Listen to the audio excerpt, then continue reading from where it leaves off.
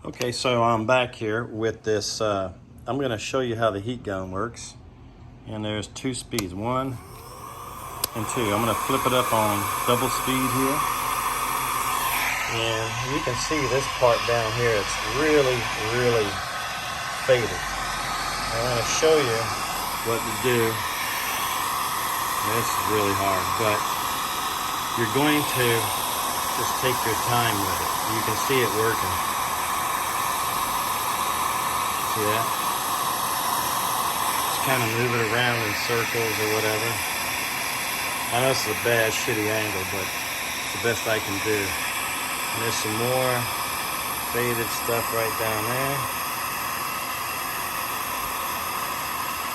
I'm going to probably get into that. Let's see, here we go. That's cleared up. Look how it just burns all that oxidation off.